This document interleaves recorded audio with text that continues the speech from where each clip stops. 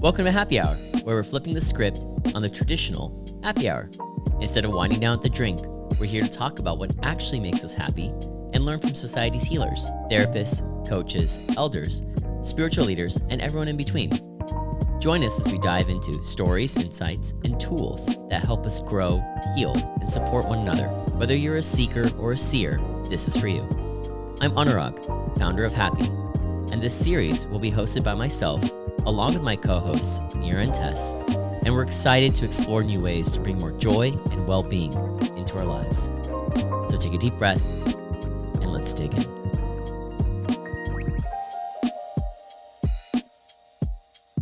Hello. My name is Tess Fenn, and I am the host of today's episode of Happy Hour.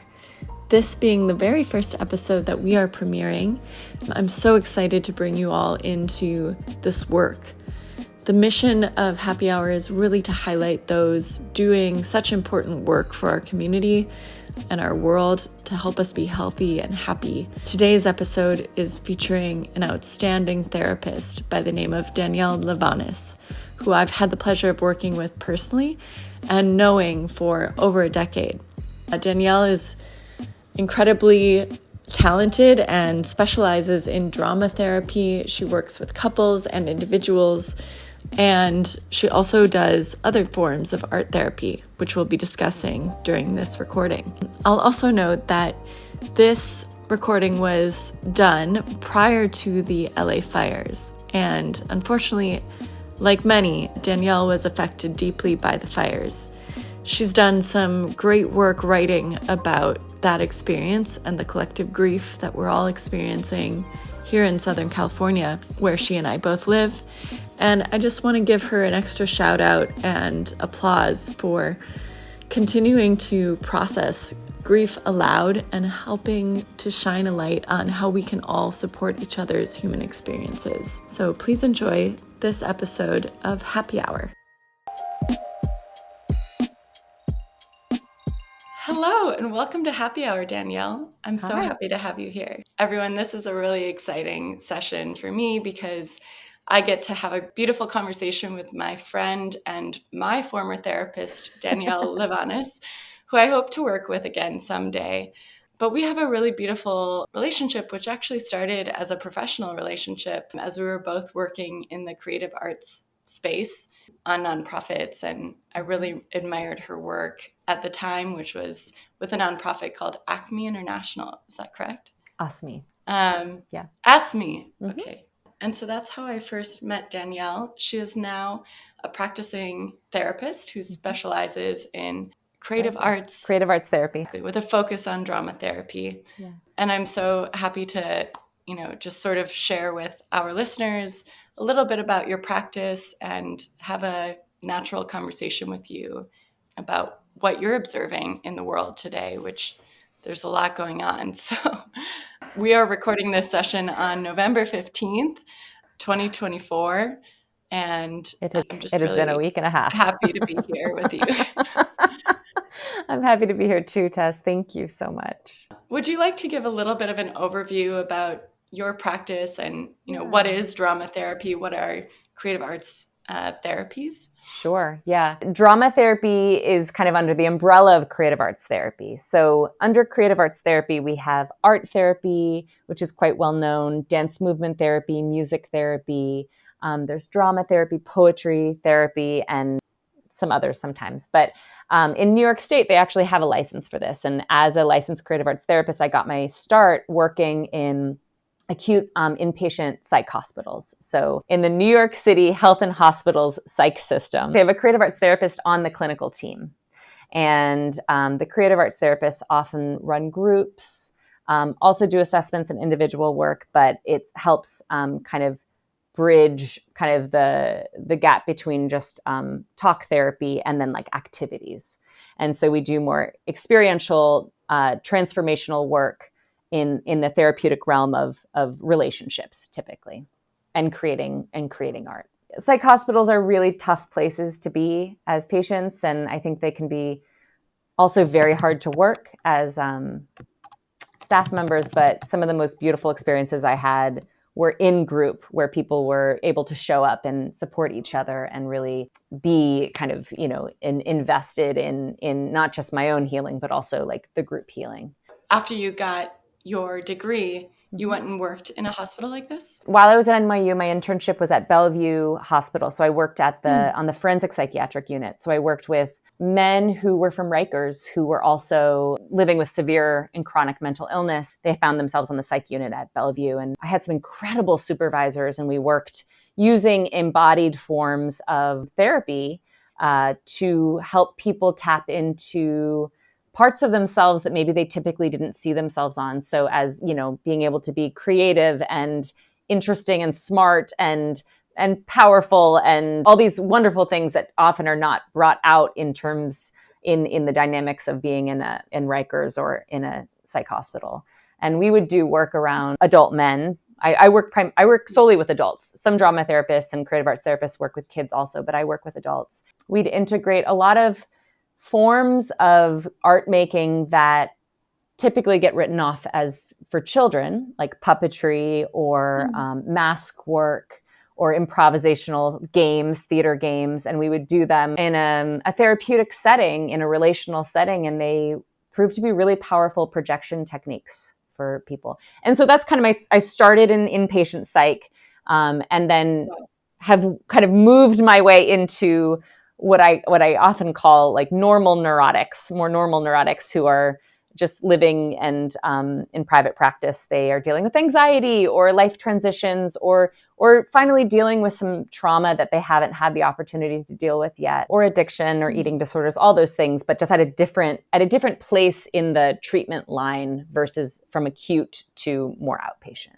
Which is how I got to collaborate with you and do some, honestly, like some of my most challenging but most powerful work that I've done I've been seeing therapists off and on since I was about 17, I guess. And so our work together in my early 30s has been really instrumental for me. And it's interesting how even somebody like me who has had other types of therapy or other relationships, with therapists over the years, how that fit can be super important and powerful. Yes. And you and I think because we speak a language of creative expression. Yeah. I know that I often would send you, for example, poems that I would write. Yes. Sometimes I felt like, I could tell you an account of this event happened, and I feel X. But sometimes the best way for me to express myself is through an artistic expression. Yeah.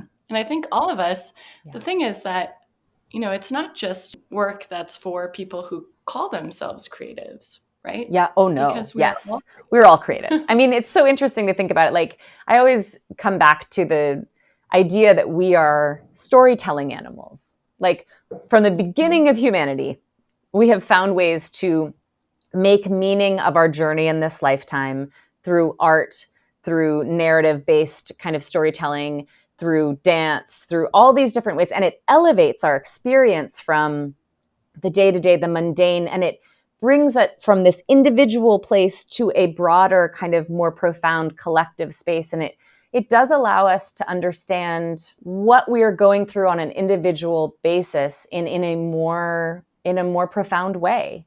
And, right now it's interesting because you're talking about what we're dealing with right now. And I mean, we are in an interesting era.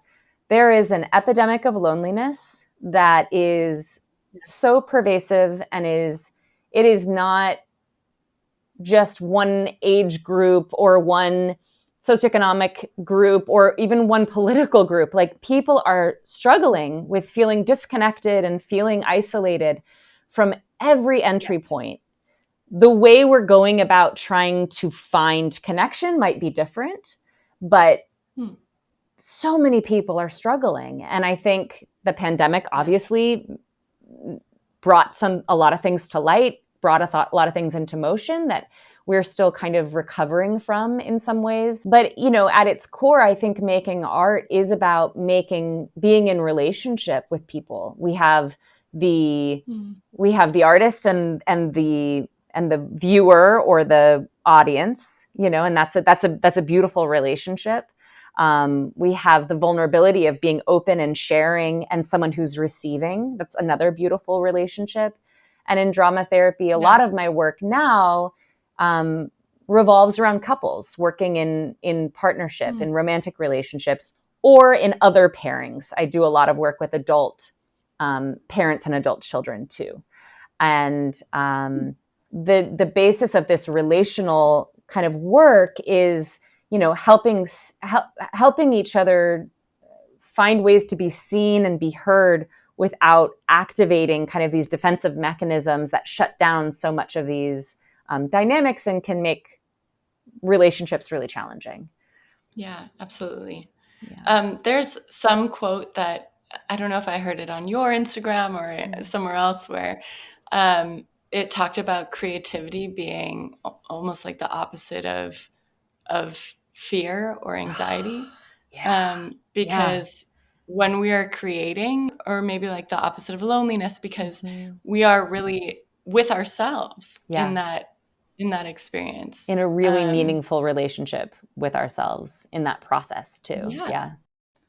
Just so I know a little bit about drama therapy and creative arts therapy, but I don't know that everybody does. So would you mind giving a little bit of an overview of what does this mean? Like, I actually brought it up at a dinner party recently. I brought up drama therapy, and my friends were absolutely mind blown by this concept because they had never heard of it.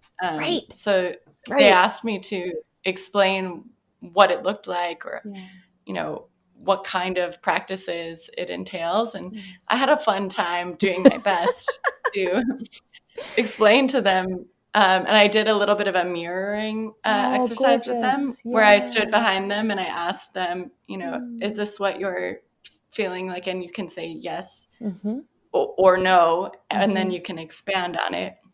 And they were really moved by that. So if you don't mind, so cool, kind of giving your expression of how you would tell our friends at a dinner party about drama therapy.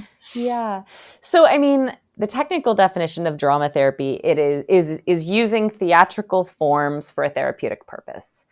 Now that's very broad, right? So, and I would say that in many ways, drama therapists, like all therapists or all kind of therapy modes, it can work with very different populations in different ways.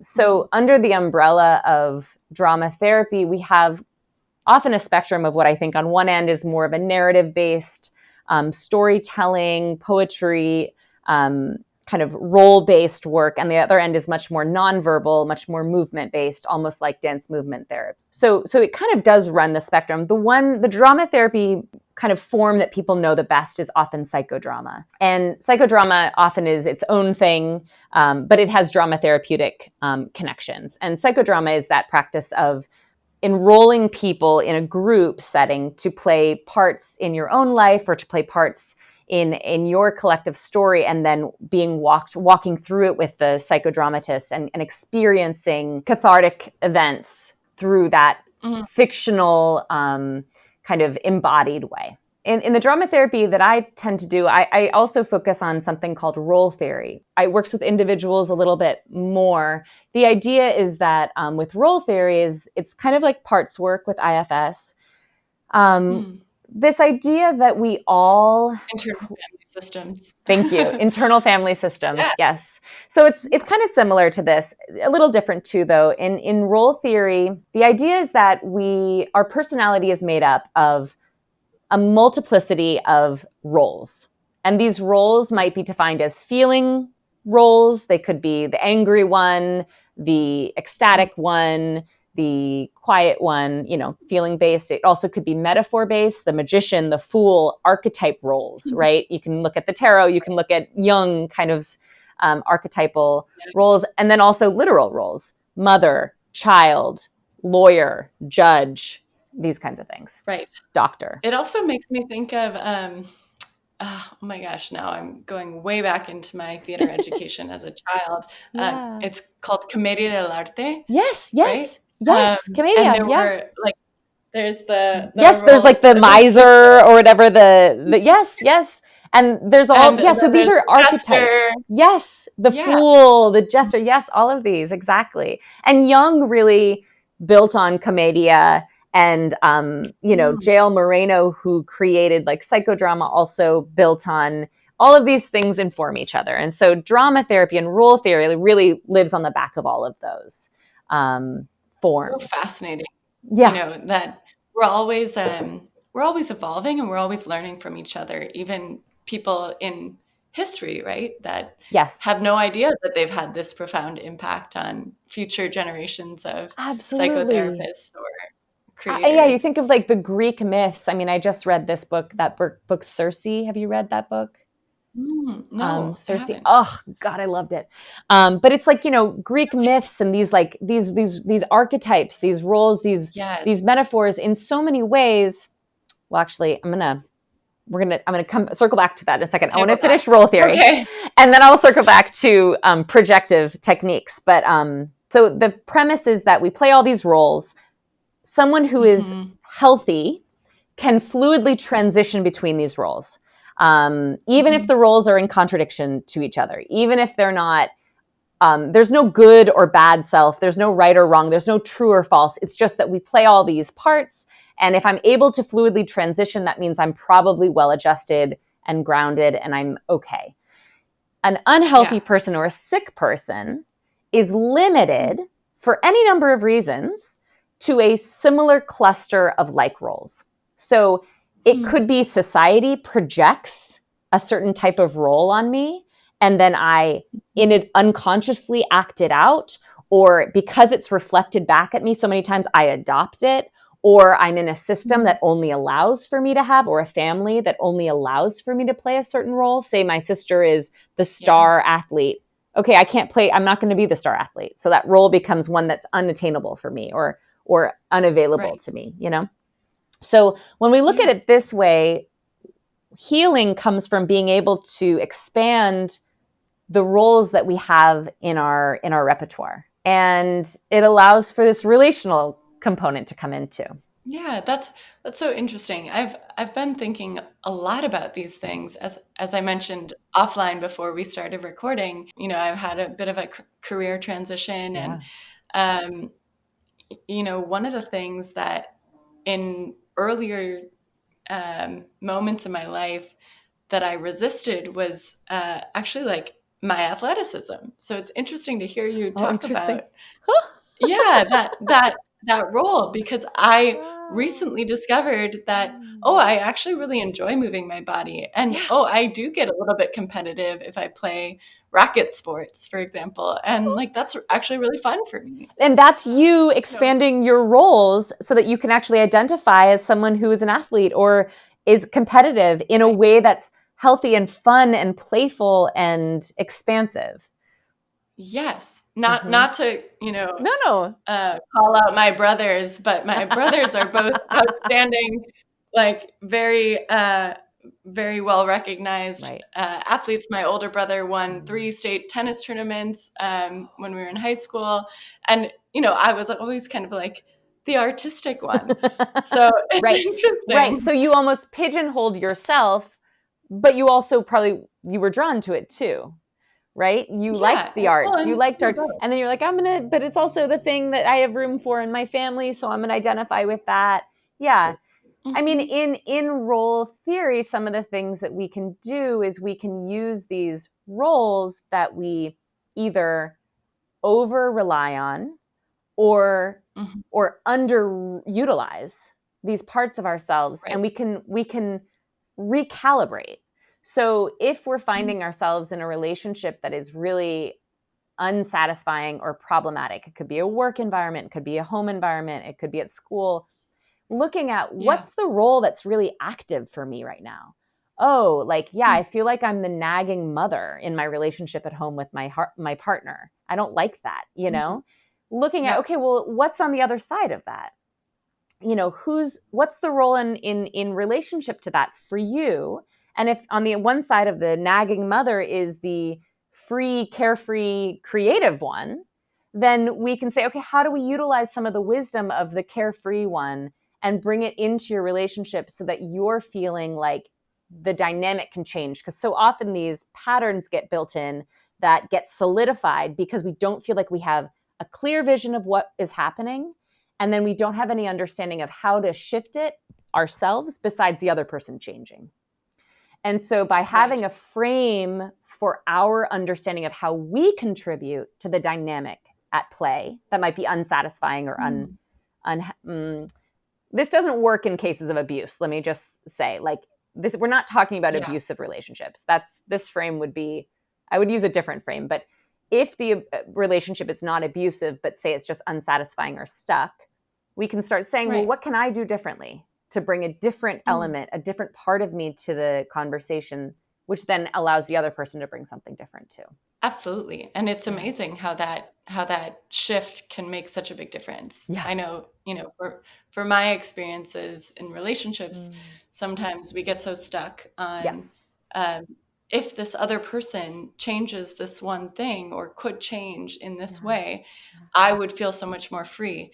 But we forget how much power that we have, and how, when we do the work and are able to move in ourselves and evolve to other modalities of, or other ways of expressing ourselves, sometimes it frees the other person also to not stay in that same role, right? Yes, because any dynamic in a relationship is co-created.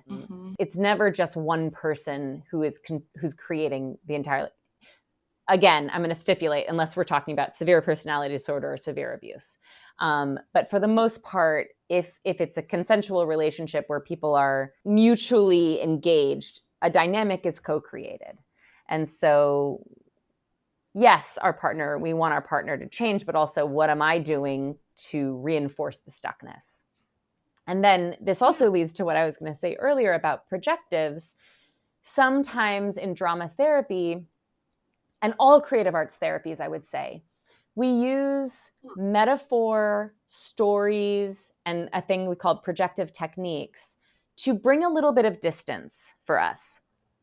When I'm talking about my conflict with my mom, it might be too hard, too close for me to have a clear vision of what's going on.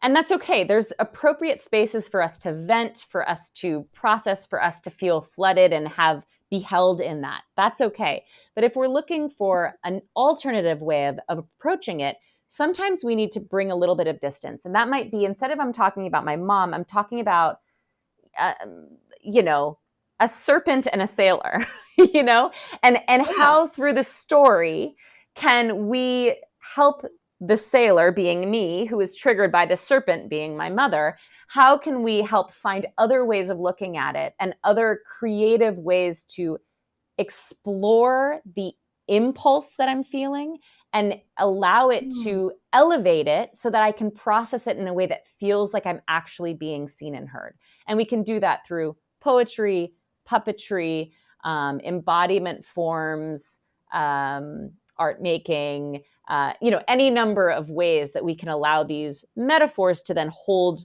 what feels so big for us. That's so beautiful. I'm remembering a couple encounters I've had like that where I've really just accessed a part of expressing myself that I wasn't able to previously. Yeah. And I remember the feeling of feeling actually so understood and so connected with the other person that I was sharing these stories with, right? We do this, in dynamics with children, right? When we're telling them stories, we tell them stories and we try and teach them lessons through these stories. Right. But how do we tell ourselves these kinds of stories? And Exactly. And I think part of it is that we have these tools. Again, these are tools that pretty much every culture since the beginning of humanity utilizes in one way or another, right? It's not limited to certain parts of the world or certain types of people. This is a very human process. We have these tools that we kind of push away and lock up in a box for children. And we don't let adults access them. And so like one of the things that I talk a lot about is this concept of play. And I don't mean play as in, oh, we're so silly, we're having like, crazy, silly times. I'm talking about play as in an experience where I am grounded and rooted to who I am present in the moment, and I have the flexibility and spontaneity to not be afraid of making mistakes. And that experience is that optimal place where we can really tap into a sense of growth and a sense of healing from that place if we can access it more. And so much of what we talk about with anxiety, this over identification with fear-based thinking about the future, control of the future, depression, this over kind of shameful blaming of what happened in the past.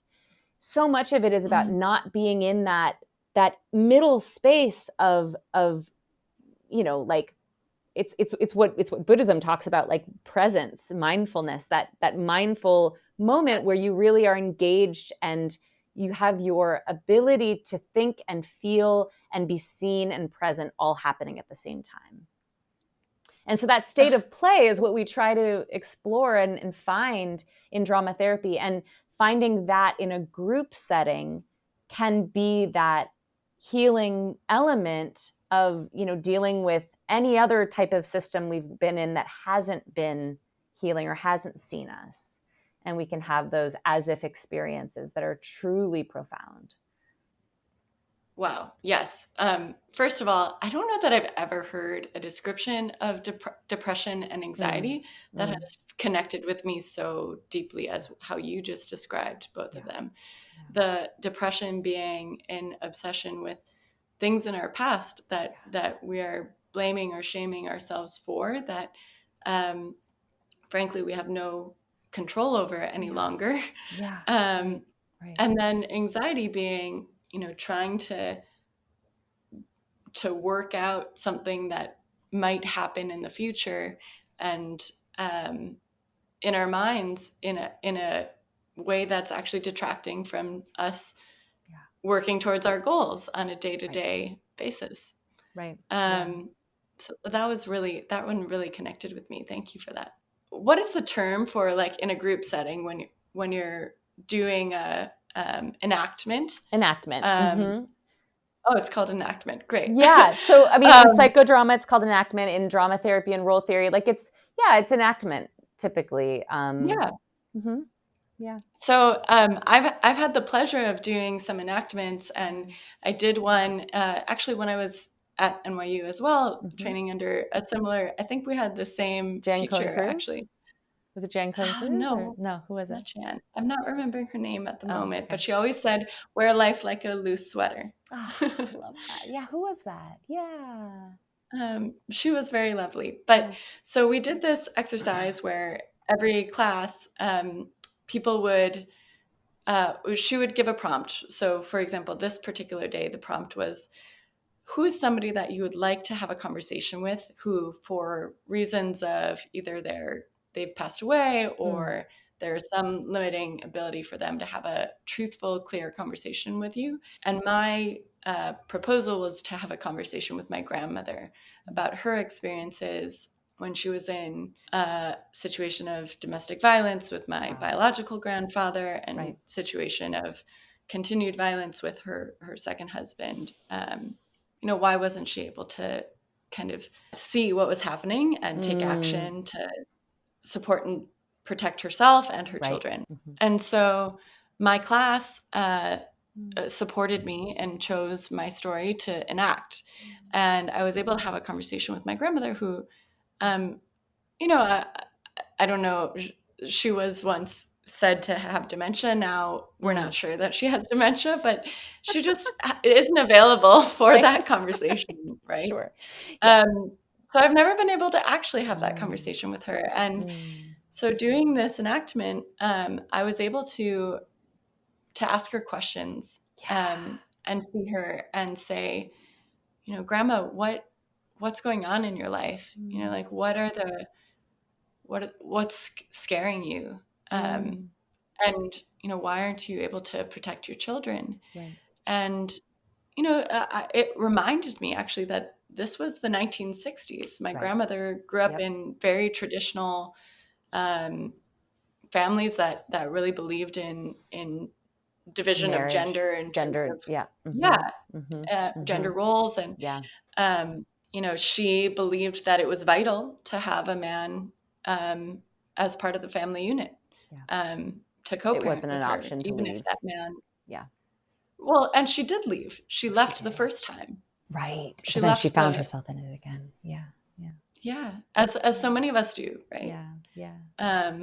Repeat patterns of what's familiar and what we see as expressions of love. It enabled me to have a really deep respect for her and understanding. I already had a deep respect for her because she's been a wonderful grandmother to me, but just an understanding of the challenges that she was really facing. Right. And not just an intellectual understanding, but a physical understanding. When you are going through those enactments and you are walking through them with, the facilitator, and then, you have people who are standing in and playing the roles of these people in your lives, there's a different experience of processing, of being knowing, and of releasing some of the things that we hold, because it's not just intellectual, it's also in our body. Yeah. Is the term for that somatic? Yes, that's the word. You got it. Nailed it.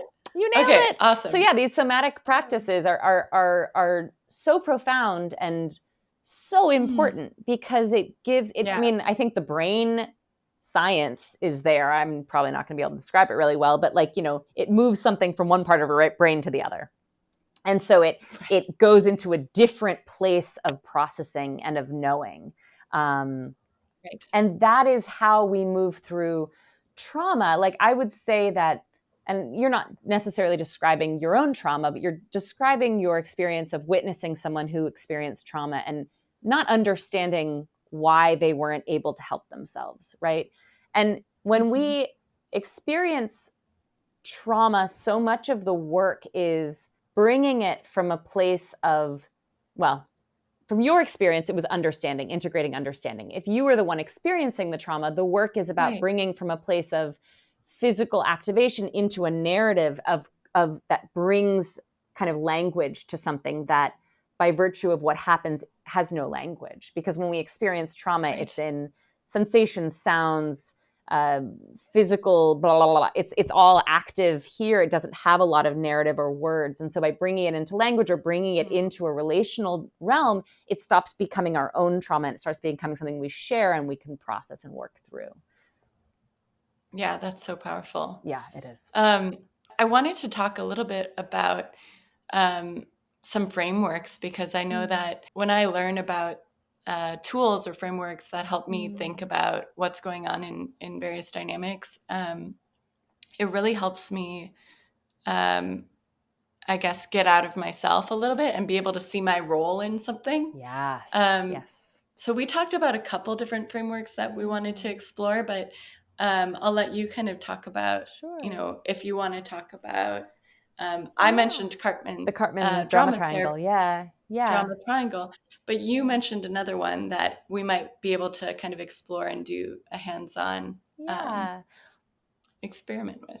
I mean, the first one, I think we can look at Karpman's drama triangle, which is this idea that in any given conflict between two people, typically we're moving around a triangle in a very stuck way. So on this triangle, Karpman's drama triangle, we have the victim, we have the rescuer, and we have the perpetrator. Say my husband and I are having a conflict about the mental load in the household, and I'm frustrated with him for not doing the dishes.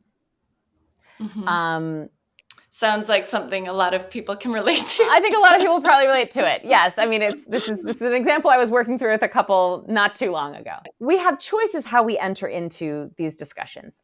Often, however, how we enter in doesn't feel like a choice. And so one of us will come in and maybe I'd walk in and I'd say, "You never do the dishes. I'm always the one who does this. I'm the only one who's being taken care of any of this. So I'm playing the victim, right? I'm the victim. I'm the victim. When I come into an encounter with from a victim place, my partner has two options, both which are very unsatisfying. He can either defend himself, i.e. be the perpetrator role. What are you talking about? I do everything around here. Or you never do other things. You don't do the trash. You don't do into the perpetrator role. Or he could be the rescuer role. Okay, you're right. Let me fix it. How can I fix it? I'm bad. You're right. Now the rescuer role could very quickly move into the victim role. And then when he moves into victim, I get put into two other options. Do I move into perpetrator or rescuer? Like we're bopping around this triangle in a way that gets so stuck that we don't even see what's happening. Right. And with the Karpman drama triangle, the first step is to pause and say, okay, where am I on the triangle right now? Even if I'm showing up as the rescuer, let me help you. Let me help you. What do you need? What do you need? It's disempowering to my partner because he has two unsatisfying places. Either he's the victim, I'm helpless, or he's like fighting back against me saying, I don't need your help. We put ourselves in these positions in relationships that once we can see where we are, the goal is to get off the triangle. And instead of being the rescuer... So how do we get off? How do we get off? Yeah. The first step is noticing, right? In a series of change, the first step is noticing. We notice, we say, oh, I see. I'm playing the victim. I'm noticing it. Then once we notice, we have to let ourselves feel some things about the noticing. Because guaranteed, if you're playing the victim in this one relationship, in this one dynamic, it is not the first time you played it or the first time you've witnessed it. So we start having feelings about it. Maybe we witnessed this as children. Maybe our parents were in the same dynamic. Or maybe that was a dynamic that we played out in a different relationship in our lives. So we have to start allowing feeling to come in. And that might be anger, frustration, rage, sadness, grief. Once we move through the feelings, we then bring some acceptance to it. And the feelings have to be shared, I believe. It can't just be something we do on our own. You can journal, you can talk to friends, you can talk to a therapist, but we can't just feel it on our own. Because in sharing it, it moves from something that is secret and my own into something that is manageable and a little bit outside myself. And that allows us to get some acceptance and some perspective. And in this step process of noticing, feeling, accepting, this doorway to change starts opening up without even trying. And all of a sudden we have other options we have other options available to us. I can change the way I show up, but I can't do it because I'm trying to. I'm doing it because I've done this work around it. So when we move off the triangle, it means we're being willing. I feel like an important step there that I want to make sure to like double click on is the feeling part. Yes. Because you can notice it, right? And you can say, okay, I'm playing the victim again, or I'm playing the rescuer again. You can just say like, okay, Tess, like, let's move out of this role, like, but without feeling it, without saying, okay, like this is a role that I'm way too familiar with, that I feel really sad about playing again and again, or like, this is just a role that I was trained to enact since I was a young child. Right. It was modeled to me. And it's been my survival mechanism, but maybe it's not the only way. And I can say thank you to it and like have this experience with it for protecting me or helping me during difficult times. But now it's not my only choice. 100%. And you just perfectly described the process of going from noticing to acceptance. And in the middle of that process is the feeling. And through that process of noticing, feeling, bringing some acceptance or at least like self-compassion around it, then we have different options available to us. And it gives us a different place to engage from. I'm not as activated. I'm not as charged. I'm moving off the triangle because we only stay on the triangle if we participate in it. If I'm not picking up the bait, if you're enrolling me as the rescuer, but I say, nope, not going to do this. I love you and I support you, but I'm not fixing it for you. And I step off. There's no triangle anymore. it's just very hard to do, because so often we find ourselves in these dynamics that it feels so necessary. There's urgency to re-engage. There's urgency to stay on the triangle because it activates some part of ourselves. Yeah, absolutely. And that urgency, I think just having that awareness about what this triangle is and how often we get into these triangles. And then also that when we are in one position, it really limits the other person to have those two other. I think that's like the element with codependency, right? That I think is so hard. If say, someone's in a family dynamic with someone who has an addiction problem or is struggling with addiction, so often they become the scapegoat or the problem. But we forget to look at the person who is enabling this process and continues to stay engaged in the process. Whereas when it's the rescuer role, they really could just step off. Very hard to do, easier said than done, even hard to see. But once we step off, it empowers the person who's in that victim role to then have a different option also. Right. A more satisfying option, potentially. Yeah. And then the other thing, kind of with Karpman's drama triangle that I like, and I think you kind of alluded to this when you were talking about the psychodramatic enactments you were talking about, is that you don't have to be talking about it with the other person necessarily. There are a lot of relationships in our lives that we can't really fix. Like often we can't change our parents. Or often in family dynamics, there's things that we can't change about someone. And so if we can at least just see, this is why I'm so activated. They're drawing me in because they're playing the perpetrator, or they're playing the victim, or they're playing the rescuer. If we can just see that happening, we then have a little bit more of a frame to have some perspective on it and be like, it's not about me. I'm not a bad person. I'm not doing something wrong. And then we can give ourselves a little bit of space, and that can be releasing that healing fantasy of, by engaging with them, it's going to change. If I find the right words to say, or I find the right angle, or I show up one more time, there's that belief, that healing fantasy of like, it will work. And if we actually look at it as, actually, I'm still on the drama triangle. Like, we're still keeping ourselves in the same dance we've been doing. It releases us from that pressure to kind of be the one who fixes it.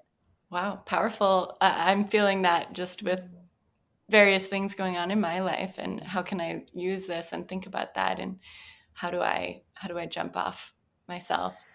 And then there was another model that we were talking about that I actually don't know much about. So role theory is this other model I kind of alluded to in drama therapy, and there's this role theory and method, and we have an assessment tool in drama therapy where there's like a deck of anywhere from 70 to 80 cards that have roles on them. And that's cool. Yeah, it's and the roles come from kind of a collection of mostly Western plays and literature. Someone came down and started looking at what roles are repeated in these stories, in our collective. That's kind of fascinating. Yeah, and so there's this taxonomy of roles. And then there's also people who are still doing work to expand upon this taxonomy, to make roles that are more, I think intentionally underserved or disempowered populations and groups often don't find themselves mirrored in this taxonomy of Western white literary roles. So how do we kind of build upon? So this is a practice that is changing all the time, but we create our taxonomy of roles that we're going to work with. And then you would place every card in the deck in one of 4 columns. And the 4 columns are who I am, who I want to be, who gets in the way, and who can help. And amazing. Through the process of doing this, we kind of go through this process of every role puts in one column. And then you and I, as client and therapist, would take a step back, and I would say, okay, tell me about this.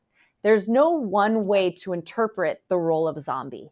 But if you put zombie in who I am, and you tell me a little bit about why, or you put that in who gets in the way, and you tell me a little bit about why, that's an entry point into you sharing how you see yourself in the world and what issues and what struggles you're up against.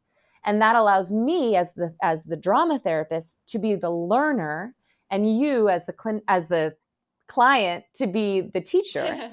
And it subverts the power dynamic that is implicit in a lot of Western psychiatric and psychological models. Because so much of this work, and this is coming back to what we talked about with relationships, so much of this work is about the fit. Right. I don't come in saying, I know how to fix you, Tess. I know the problems you're dealing with, and I'm going to fix you. We're all struggling and we're all doing our best. And you're probably the expert on your own life, but we can't always see everything in ourselves. So the therapist acts as a mirror to help reflect back to you ideas, thoughts, reactions, possibilities, which then engages a different kind of understanding. And we build a relationship that becomes about you being able to understand yourself better.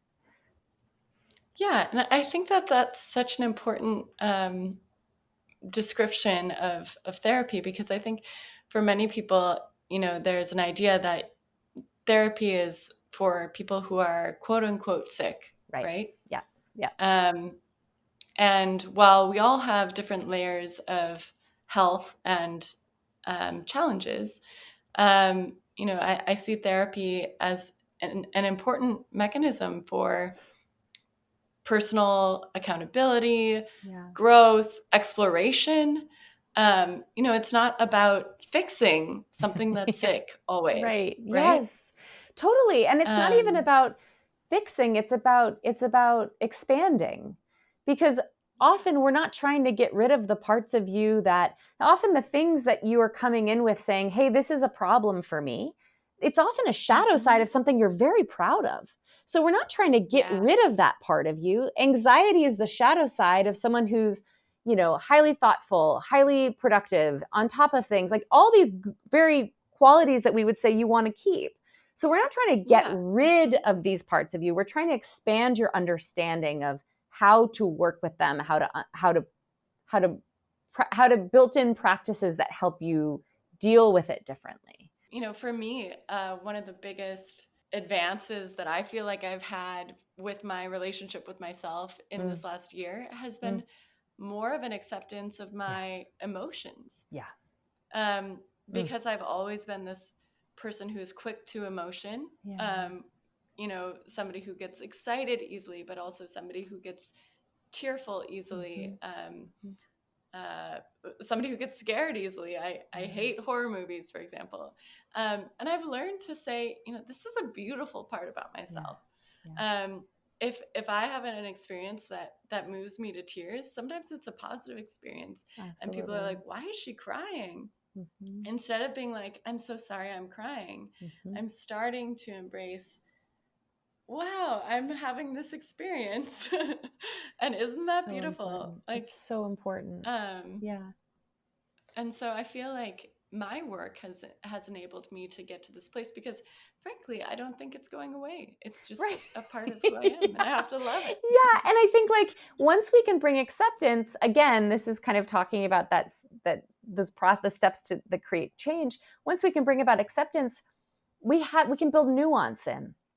So like you can work on saying like, I am a highly emotional, attuned person. My superpower and one of my like deepest fears is, or weaknesses is that I can cry on demand or whatever. Once we bring acceptance to that, you can start realizing, okay, when can I tap into that? And when do I want to kind of turn the volume down a little bit? So it's about nuance too. It's that it's not just black or white. It's not all or nothing. It's that in certain settings, I can let that part of me out a little more, and it's not scary. It's not bad. It's not overwhelming. In other settings, I want to turn the volume down a little bit more. But once we're in relationship with it, it's not like an evil secret in the closet, It's going to jump out and destroy our lives. It's something that we live with. It's present. We say, hey, like, take a step back right now. I got this. Or you can come in. You want to, we can use some tears right now. And it becomes a different way of relating to our shadow selves, actually, that often feel so shameful. We work so hard to keep them locked up that it causes its own ripple effects through our lives. Yeah. Well, we're we're getting to the point where this is becoming a very long episode, which I don't mind because I could talk to you for so long. I know, I But could too. I do, I do want to. I know we touched briefly on an experience that you had with Oh, yes. learning about ChatGPT and the power of Yeah, technology to, yeah. kind of be a mirror for us, or Mhm. provide almost like a role that we want to interact with. Yeah. And so, yeah, I'm excited for Yeah, you I to mean, tell that story. this was such a fun experience for me because I haven't delved into the world of ChatGPT that much, not because I'm anti it, but I just haven't spent a lot of time there. And I had a client come in and say to me that she had this profound experience in between our sessions. And she wanted to share with me and share the transcript with me. And I was like, okay, cool. She was having a very low moment one night, and she has, you know, a lot of a lot of dynamics built in her relationship with her father, and she went on to Chat GPT and kind of said, I would like you to speak to me from the perspective of a loving and supportive father. And the Chat GPT said, great, what do you want me to say? And she kind of said, I want you to tell me how proud you are of me in kind of your words. And I want you to kind of just share with me how much I mean to you or whatever. And Chat GPT proceeded to, essentially what she did was she role trained the AI, almost like we Wow. do in psychodrama, to enroll Yeah. someone from your cohort or your class to, like, hey, you're going to play my grandmother. This is what she's Right. like. This is how I want you to talk to me. Great. So you role trained your grandmother, a person in your class. My client role trained an AI without even, like, this is Yeah. just brilliant. And then they Yeah. proceeded to have a conversation. And she said that she was weeping with tears of joy. She'd never in her life heard her father say this. She will never be able to hear her father say this. But there was something, some act hunger inside of her, some place in her that desired so deeply to hear it, that hearing it, even though it was from a non-real source, gave her this real feeling of completion and joy and gratitude that she carried with her throughout the day. And then she brought the transcript in and we talked about, one of the things that was interesting is this is the first time I've ever experienced a client working like this on their own. And it was really fascinating. We talked about, kind of the boundaries of understanding this isn't reality, and is there, how do we de-roll? Because in psychodrama groups, there's a facilitator. And so Right. when there's a facilitator, there's someone watching to make sure that when you enroll someone and you have this cathartic experience with someone, say, who has passed or that you could never have the conversation with, then the facilitator helps guide you out of it. So you de-roll out of it. Right. And you have a safe... So, Danielle, you're not always my grandmother. Exactly. I'm not always your Right. grandmother. And you can process it in a way that you are held and then you are put back together before you move into your regular life. Because there can be something Right. so highly profound and deep about these experiences, but they can be very intense. And so I was really glad my client came in with a session so we could do that process of re-enrolling her into her own life, and then just kind of bringing our cognitive brain back into this very somatic experience of reflecting on it, making meaning of it, making connections between how this was something she wanted to hear when she was younger, how this is something that she does have to grieve, not knowing she will never hear this from her father. But it was just this really interesting, profound moment for me that was kind of clicked a light bulb on, being like, wow, this is a tool that we could use in a very interesting way, in this as an AI, as like a dramatic projective technique. I love hearing that story because, as somebody who does believe in, some of the dangers of technology, but also calls myself a techno optimist, I love exploring the ways that we can use it to actually help us be healthier, better humans. And that's really a lot of the mission of what we're trying to achieve with Happy. And so I was really inspired to hear that story, and thank you so much Sure. for sharing. It's making me feel like I need to follow up with her and just check back in and say, like, because we haven't talked about it in the Yeah. last couple sessions. Be like, how are you still sitting? How would that feel? You know? Well, Because props to your client for being so creative, right? so And exploring. creative, so creative, so Mhm. resourceful, so like open and interested. And I think just making sure that if anyone's listening and they want to go use this at home, make sure you're also checking in with someone in your life if you are having profound experiences about this, and not leaving it in the AI relationship realm, because that is a little bit of a gray area where it's like, we want you to have someone in person in your life who can share this with you and hold it with you also. Even if it's just a friend. Yeah. Well, Danielle, this was such a moving conversation. Thank you so much for being here and giving us your time. Thank you. When people are interested in learning more about your practice, where should we send them? What should they look out for? Yeah, we can go to my website. It's daniellelevanas.com. And Perfect. or you can email me, danielle.levanas@gmail. And yeah, I'm practicing in Los Angeles, but I have a virtual practice, so I meet with clients all over the world, and hoping to have some workshops and maybe even a retreat coming up in the spring. So I'll post stuff about that on the website.